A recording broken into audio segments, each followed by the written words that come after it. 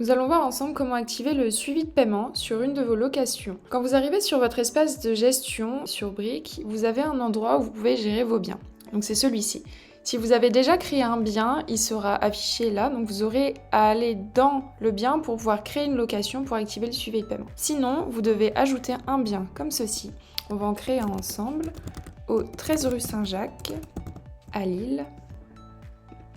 Là, je crée mon adresse, j'ajoute mon bien, donc je suis propriétaire du bien. On va dire que c'est un appartement de 45 mètres carrés que j'ai acheté en 2008 et c'est un 3 pièces.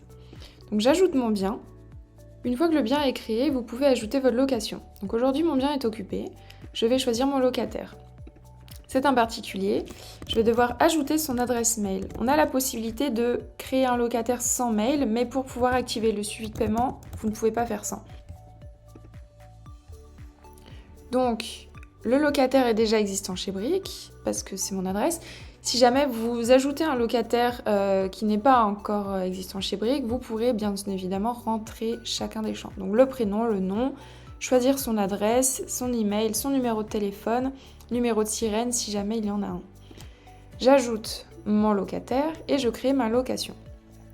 C'est un bail d'habitation meublé qui est déjà signé, qui a été créé en 2021, on va dire le 1er mars 2021. Là, je peux ajouter mon contrat de bail. On continue. C'est un loyer de 400 € mensuel qu'on me vire directement sur mon compte bancaire. Le premier du mois, il y a une révision de loyer. On va mettre non. J'ai des charges fixes de 100 €. J'ai eu un versement de dépôt de garantie de 400 € et pas de frais d'agence.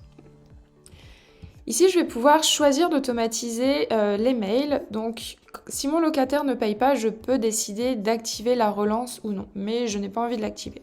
Si jamais je veux que Brick envoie automatiquement l'avis de loyer à mon locataire pour payer, je peux l'activer ou le désactiver. Et je peux choisir d'activer ou non l'envoi de mail au propriétaire ou au locataire. Pareil pour la quittance. À cet endroit-là, vous allez devoir ajouter votre compte bancaire. C'est totalement sécurisé, c'est pour que Brick puisse directement et automatiquement détecter le paiement fait par votre locataire pour pouvoir l'envoyer sur votre compte bancaire. Donc vous entrez votre IBAN, on le détecte. Je vais nommer le compte Elodie compte perso par exemple, pour pouvoir vous retrouver si jamais vous en avez plusieurs. Une fois que vous avez sélectionné votre compte bancaire, on vous informe que vous recevrez les paiements de votre locataire sous 24 heures sur votre compte bancaire. Vous devez accepter que Brick soit l'intermédiaire entre vous et votre locataire pour que le suivi de paiement fonctionne bien, puis vous pouvez l'activer. Et voilà, le suivi de paiement est bien configuré sur votre location. Vous retrouverez ici toutes les informations liées à votre location, avec votre locataire, le bail et le loyer.